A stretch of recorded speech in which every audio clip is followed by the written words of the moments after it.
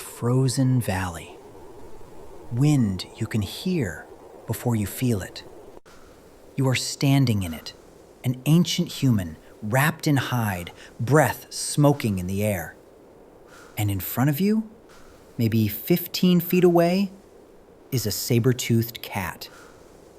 It is the size of a small bear, 200 kilos of muscle. 2 curved fangs, longer than your hand, hang from its upper jaw. And it is looking at you, the way you look at food. In your grip, a stick, a wooden spear, fire-hardened at the tip that you shaped yourself. That is the entire distance between you and being eaten. A sharpened stick.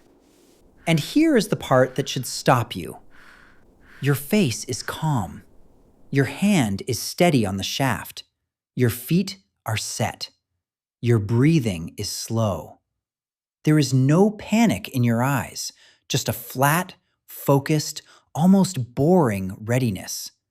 The look of someone doing a thing they have done before and expect to do again. You are about to fight a nightmare with a piece of wood. And you look like you're about to fix a fence.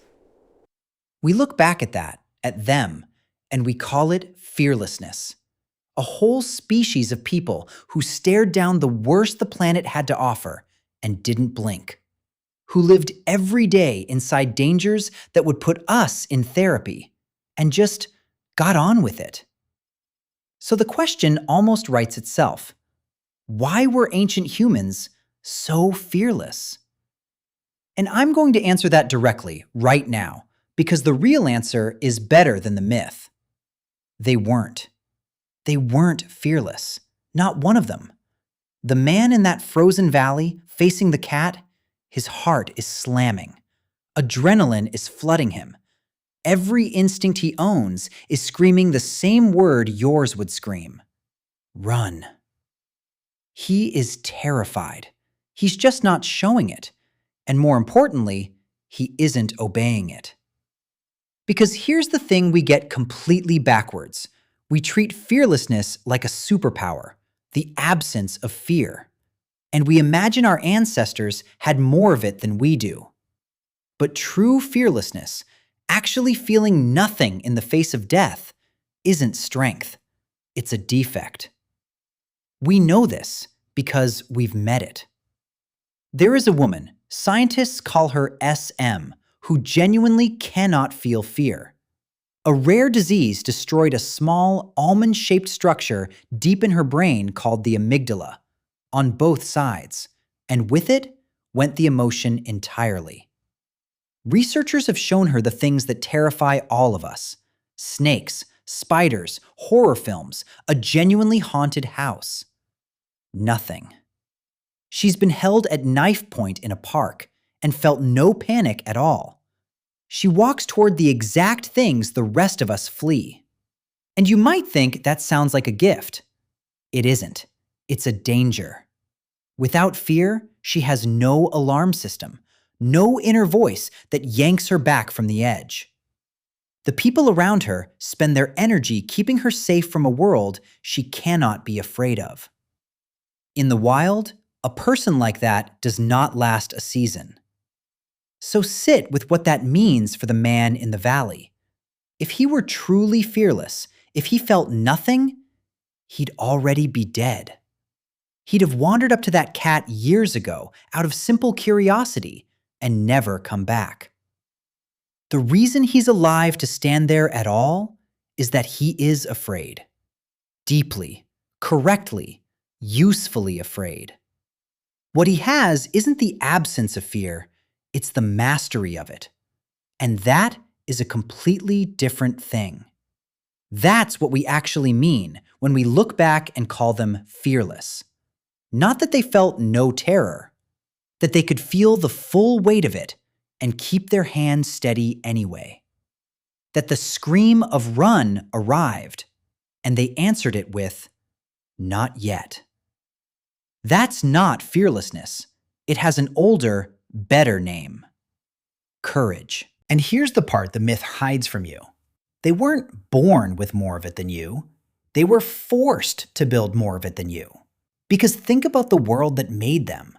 There was no safety anywhere, no hospital for the wound, no law to punish the thing that wronged you, no phone to call for help that was coming. If a predator came, no one was going to save you but you and the people beside you. If winter came early, fear didn't help, only steadiness did. They lived every single day at the exact edge, where panic gets you killed and calm keeps you alive. So they practiced. Not on purpose, by necessity. A person raised inside constant danger learns, out of sheer repetition, to hold the fear in one hand and the spear in the other. Courage wasn't a personality trait a few heroes had. It was a skill an entire species was drilled in, from birth, with death as the instructor. They weren't fearless. They were the most fear-trained animals that have ever lived. And once you see it that way, as a trained skill, not a magic gift, you start seeing it everywhere, all through our history. The same thing over and over in different costumes. The sailors who pushed out past the last of the known map, onto oceans they've been told simply ended, feeling the full terror of the drop, and setting the sail anyway. The people who walked on foot into deserts and ice sheets and unmapped forests, knowing most who tried it didn't come home. Every soldier who has ever gone over the top of a trench with their whole body begging them not to. Every firefighter who has ever run into the one building everyone else is running out of. Every person who has ever stood up, alone, in a room full of people who wanted them to sit down. None of them were fearless. Read their own words and they'll tell you they were terrified every time. That's what makes it courage. Fearlessness would be nothing. The thing we actually admire, the thing that gives you chills, is a frightened animal choosing to act anyway. It is the single most human thing we do. It might be the human superpower, not claws, not speed, the ability to be terrified and function. Which brings us, finally, to the uncomfortable question. What about us? Because we did something no ancestor could have dreamed of. We won. We built the safety they never had. Heated homes, medicine, police, insurance, a number you can call and help arrives. We took the frozen valley and the saber-toothed cat, and we deleted them. And that is a triumph.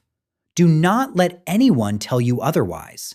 It's the whole point of everything they suffered for. A world where their great-great-grandchildren wouldn't have to be brave just to survive a Tuesday. But here's the strange cost hidden inside the gift.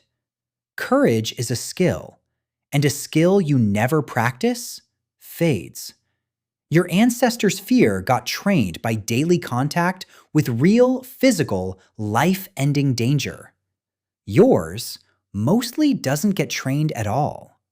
The scariest thing most of us face in a given week is a message we don't want to send, a room we don't want to speak in, a door we don't want to knock on.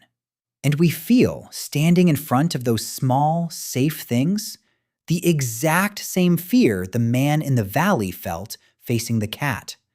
The same racing heart, the same voice saying, "Run." Because your brain can't tell the difference. That ancient alarm doesn't know the saber-tooth is extinct.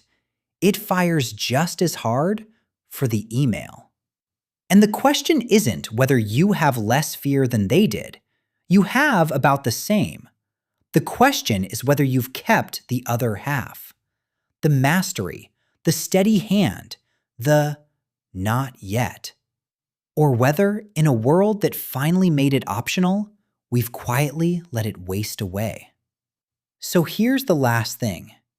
That man in the frozen valley is not a stranger. He's not a different, harder kind of human that doesn't exist anymore.